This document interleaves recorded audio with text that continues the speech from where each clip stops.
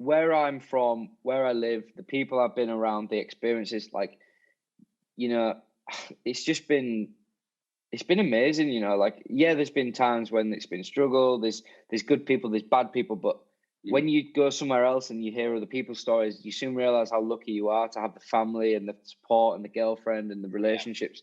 Yeah. And I've just had an amazing upbringing of, you know, my family. There's nobody in my family that's in the house music industry, but, you know, my mum and dad are so musically knowledgeable, from like rock and roll to soul to disco to funk to house. Yeah. Like, they know everything, like they're into everything. So like that, the diversity of growing up around that, having, you know, a couple of singers in the family, like my uncle's a singer, my sister's into music. Like, I have been around music, but not DJing. Like, there's no producers, no DJs.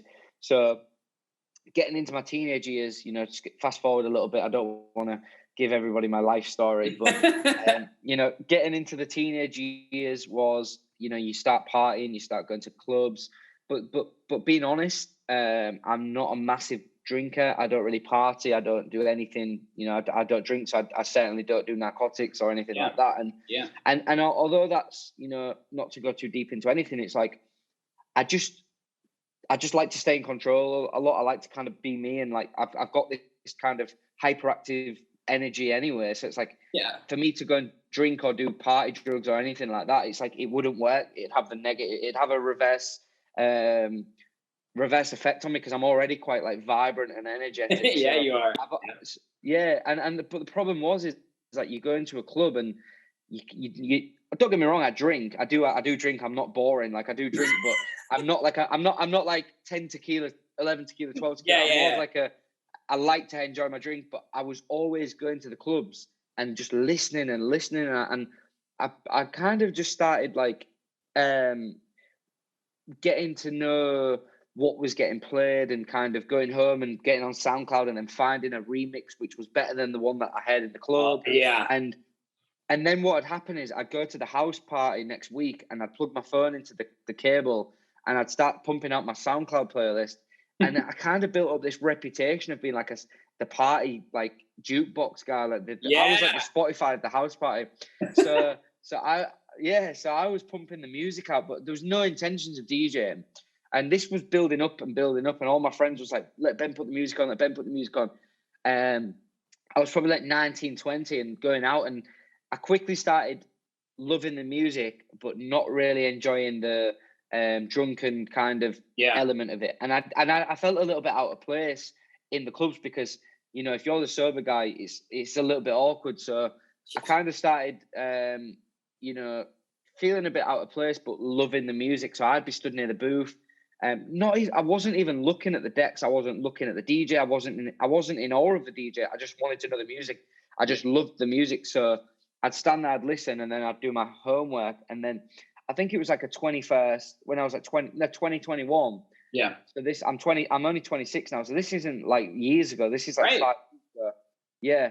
So like maybe 5 years ago, like it got to Christmas and my mum and dad was like, right, what do you want? And it was like, what do I actually want? Like, I've always kind of been quite like, I love technology. I've always had good laptops and iMacs and iPhones. I didn't really need anything. I was like, what could I get? And then I just remember seeing like some really cheap decks by like Newmark or something. Oh, like, yeah. Really, like that. Like, it was like that big, yeah. Yeah, it doesn't even have effects, just volume faders. Nothing. Literally just straight down the middle. So it was like £100, like £100, like $120. And I was like, get me that, whatever. Like, I didn't even think about it. I wasn't serious about it. And I remember getting it. So this will have been like, I think I just turned 20 at this point. So I got the decks. Christmas Day, I plugged them in, looked at the software, and I just said, "Oh, leave that. I don't understand it." Like, I just forgot about it. And then I think like over a few months, I maybe like kind of like started fading the tracks in and out, like not very. There wasn't mixed. I was just fading tracks in and out. Right. And then maybe in the summer or something, I think I got a few like really basic lessons off like a friend of a friend.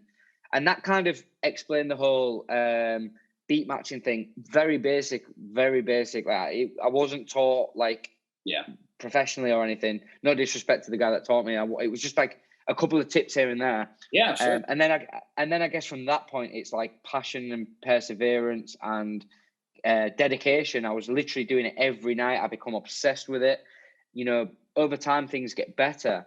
And then when I turned 21, I think I did a house party or two, and just kind of like, because I was already quite a popular like kid in my area. Yeah. The word started getting around, or Ben Rainey's DJing, and like obviously, yeah, but that comes with a little bit of negativity because you get a bit of jealousy, and you know, you get a little bit of, oh, who does this kid think he is? Like, oh God, totally.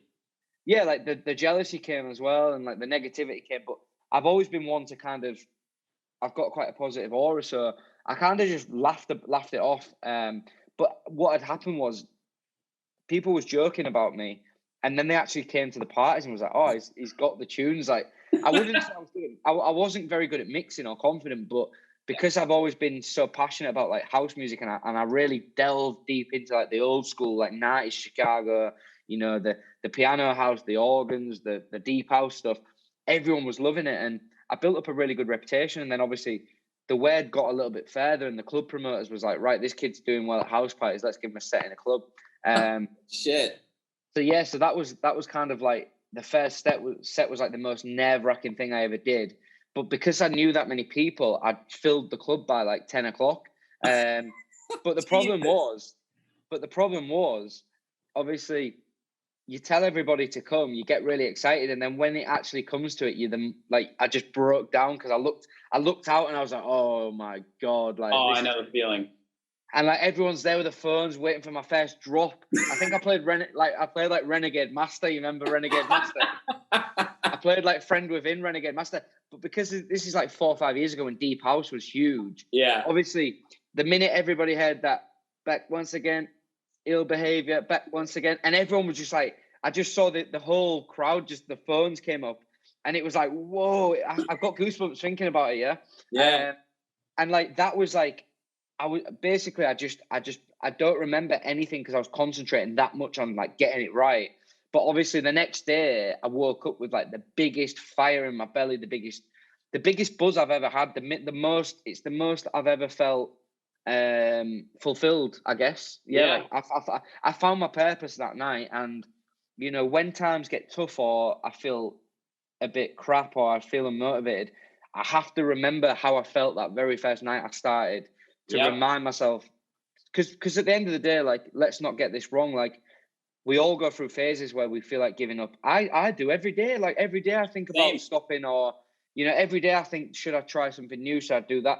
But you've got to remember why you started. And if you can remember that and you go back to that feeling, you know, that's what motivates you. So obviously that was the start. And yeah, that's just my journey up to that point. And that will have been like 4.5, 5 years ago. So, you know, that's it's not been a massively long journey, but it's been a very crazy kind of journey from there. You got a taste early on. I had the same experience. I went to a big college in Indiana, and, you know, massive DJs would tour there. This is 2011 when, you know, Progressive and Big Room and Swedish House Mafia and Alesso and Chainsmokers are all blowing up. And I just kind of picked it up as well because I was the same thing as you. It's funny you told that story because I always would plug in the aux. I would always like to play the music. And I would DJ on virtual DJ, kind of in like dorm parties, but so simple. Just trying to pick the songs in an easier way. And then I kind of kept enjoying it. And people were like, dude, you should pick up DJing. And I gave it a shot. And next thing I know, I'm fucking like opening up for Blau on like his college tour. Wow. And Audion, right? And I'm like, oh, sick, dude. Like, this is amazing. Like, I got to keep doing this. Come to Chicago.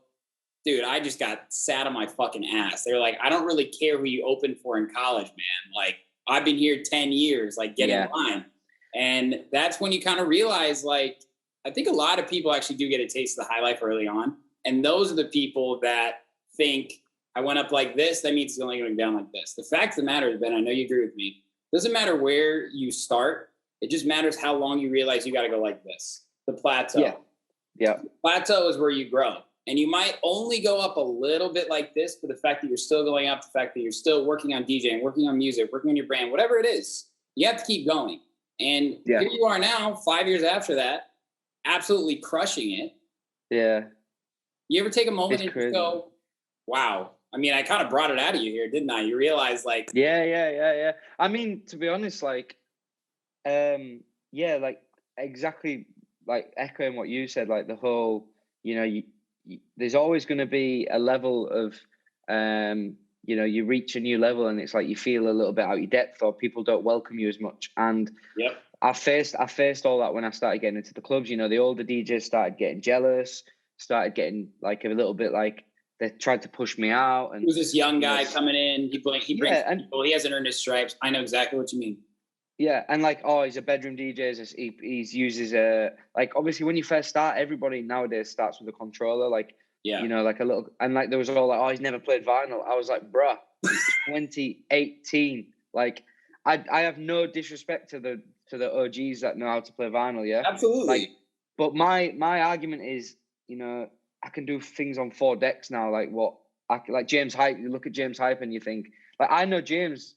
I'm not best friends with him, but like I know him personally, and like he never started with he wasn't putting 2 records on the needle, but at the same time he will impress a million more people with what he can do.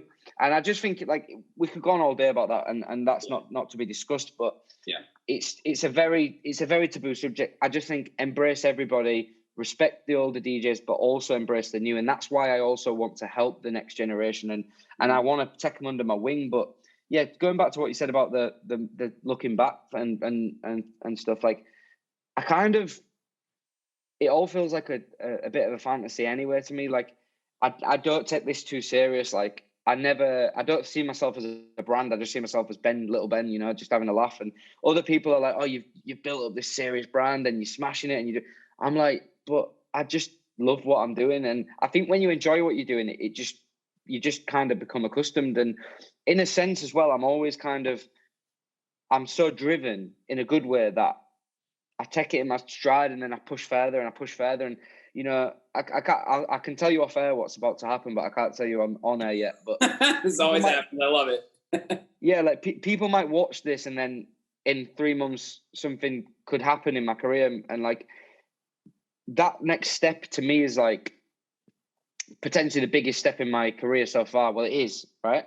It might not happen. It might happen. But at the end of the day, it just doesn't feel real to me. Like whatever's going on, like from signing my first record on a minor independent label and getting 50 streams on Spotify to getting 2 or 3 million, to getting 2 to 3 million, like I just appreciate everything. Like, and I can vouch for this. Like the guys that I was working with at the start, even if I've gone to different places and bigger labels and bigger, I've got bigger gigs or bigger, promoters and stuff.